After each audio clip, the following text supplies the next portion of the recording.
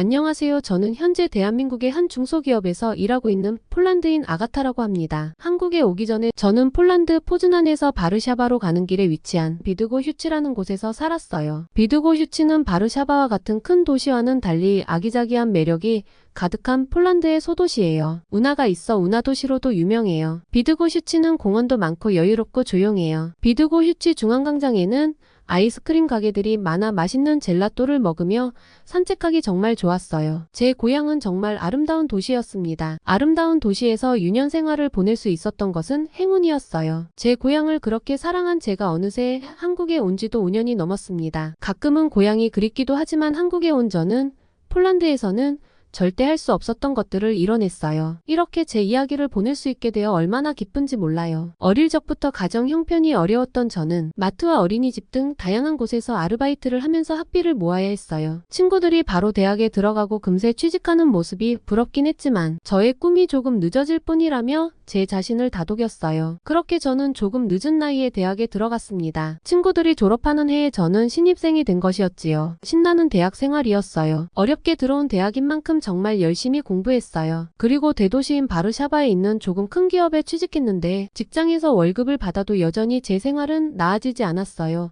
폴란드에서 제가 받는 월급은 70만 원이었어요. 월세 비용을 내기도 어려운 돈이었지요. 폴란드의 평균 월급은 100만 원이에요. 그런데 100만 원 밑으로 버는 사람들이 훨씬 많아요. 100만 원 정도 벌려면 선생님이나 경찰 같은 조금 더 좋은 직업을 가져야 해요. 직장에 들어가면서 제 고향을 떠나 대도시인 바르샤바로 입성했던 때가 기억납니다. 바르샤바에서 친구 집에 머물다가 부동산 에이전시를 통해 월세로 살 원룸을 보러 다니는데 정말 기가 막혀 말이 안 나왔습니다. 평범한 원룸을 보여주는데 관리비를 뺀 기본 월세만 70만 원이 넘어갔습니다. 황당했던 저는 다시 재차 물었지만 70만 원이 맞았습니다. 당황한 표정을 짓자 부동산 중개인은 바르샤바는 원래 이렇게 비싸니 어쩔 수 없다며 지금 보여주는 방은 평범한 편이라고 말했습니다. 그런데 그의 말은 틀린 게 아니었습니다. 바르샤바의 평균 월세는 70만 원이 훌쩍 넘었으니까요. 폴란드에서 월세가 비싼 이유는 아마도 땅은 큰데 아파트가 많이 없어서 그런 것 같아요. 인구수에 비해서 건물이 턱없이 부족하거든요. 그래서 보통 바르샤바의 직장인들은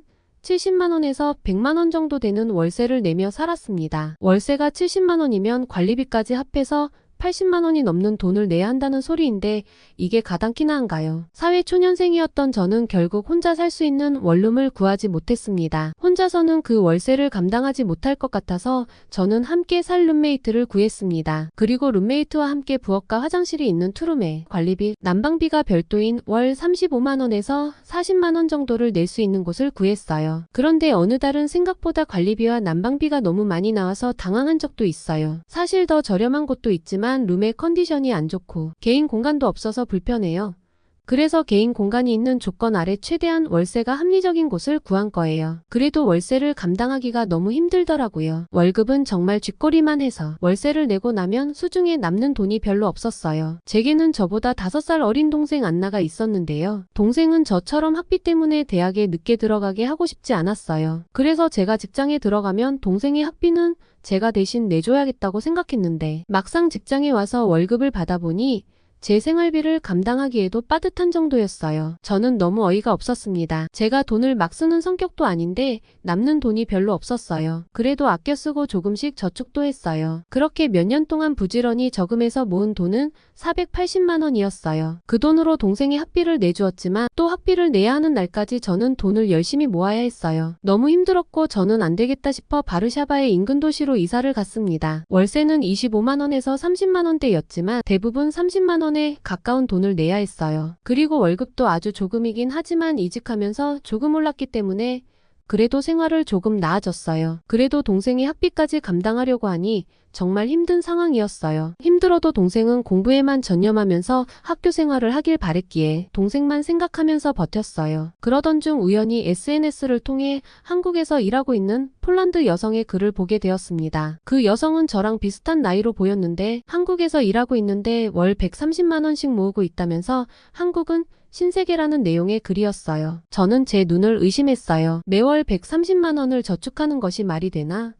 라며 저는 폴란드 여성이 거짓말을 하고 있다고 생각했어요. 또는 그 여성은 저와는 비교할 수 없는 전문직에 종사하는 사람이라고 생각했죠. 그래서 제가 한국에 가더라도 그 여성의 월급만큼 받을 수는 없을 것이라고 생각했습니다. 그 글을 읽고 애써 그 폴란드 여성과 저는 다르다고 생각하며 인터넷 창을 닫아버렸습니다. 그리고 미래도 보이지 않는 일상적인 생활을 이어나갔어요. 일을 할수록 찾아오는 허무함이 제 마음속 가득 차기 시작했어요. 아무리 일을 열심히 해도 힘든 생활이 나아지지 않았으니까요. 그러던 차에 예전에 읽었던 SNS에 폴란드 여성의 글이 생각났고 엄청난 검색 끝에 그 여자의 SNS를 다시 찾아 들어갈 수 있었습니다. 그리고 메시지를 보냈어요. 한국에서 일하면 정말로 월 130만원씩 모을 수가 있는 거냐고요. 그랬더니 그 여성이 정말이라고 하면서 계좌 내역을 찍어서 보여주더라고요. 정말 놀라지 않을 수가 없었어요. 그 여성의 말이 거짓말이 아니더라고요. 계좌 내역을 보자마자 그동안 궁금했던 질문을 쏟아냈어요. 고맙게도 그 여성이 한국으로 오게 된 계기와 지금 하고 있는 일과 한국 생활에 대해서 세세하게 알려주었어요. 그 이야기를 들으니 한국에 가고 싶다는 욕구가 마구 샘솟기 시작했습니다. 그런데 문제가 있었어요. 저는 한국어를 전혀 못하는데 어떻게 한국에 가서 일을 할 수 있을까 고민했죠. 저는 어떻게 한국어를 잘 못하는데도 취직할 수 있었냐고 물었더니 한국 회사도 해외 업무를 맡는 부서는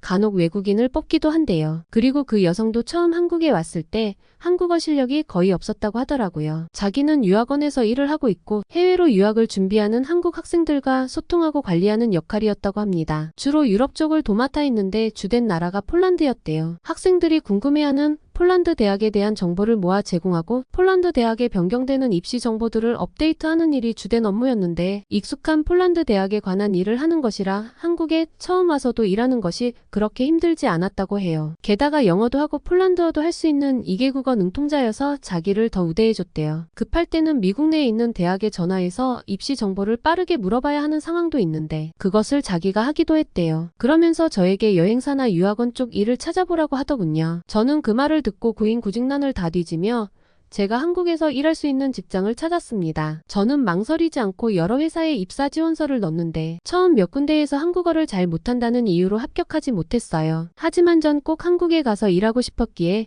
한국어 관련 책도 사서 공부하면서 이력서를 계속 넣었어요. 그중 2군데에서 연락이 왔어요. 그곳은 여행사였어요. 인터넷으로 화상 면접을 보고 저는 최종 합격까지 하였답니다. 정말 그때를 생각하면 짜릿한 순간이었어요. 합격 소식을 듣고 다니고 있던 직장을 정리하고 저는 긴장감과 기대감을 가지고 한국으로 왔어요. 제가 다닐 회사는 인천 청라라는 곳에 있었어요. 그래서 청라에 작은 원룸을 구했는데 월세 비용을 듣고 깜짝 놀랐어요. 청라 원룸의 월세는 놀랄 정도로 싼 편이었습니다. 물론 중심가일수록 월세가 비싼 곳도 있었지만 폴란드에 비하면 훨씬 좋은 상황이었어요. 수도권에서 월세 30만원대로 집을 구해 살 수 있다니 정말 신기했습니다. 관리비까지 합해 37만원을 내고 살았죠. 물론 폴란드에서도 저 정도 월세를 감당하면서 살았지만 그때는 룸메이트와 나눠서 내고 있었던 것이었고 한국에서는 저 혼자서 사는데도 월세가 37만원 정도이니 한국 원룸 월세는 폴란드 월세의 반값이나 다름이 없는 거죠. 한국에서 지낸 지 2년이 지났을 때쯤에는 외국인 전세대출 상품을 이용해서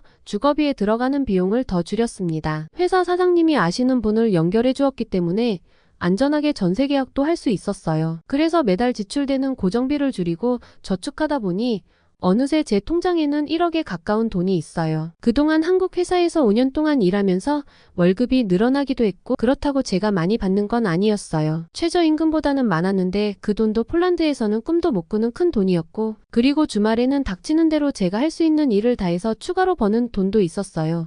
한국에서는 자기가 검소하게 생활하려고 마음만 먹는다면 월급이 많지 않은 사람일지라도 세 자릿수 금액을 저축할 수 있었어요. 한 번은 저축하고 남는 여윳돈을 엄마에게 계좌로 입금해 드렸는데 그 돈이 150만원 정도였어요. 그랬더니 바로 휴대폰이 울리더라고요. 폴란드에 있는 엄마가 제가 보낸 돈을 보시고 놀래서 전화하신 거였어요. 2달치 월급을 보내면 너는 무엇을 먹고 사냐면서 걱정하시더라고요. 그래서 한국에선 한 달치 월급에 못 미치는 금액이라고 했더니 엄마가 충격받으셨어요.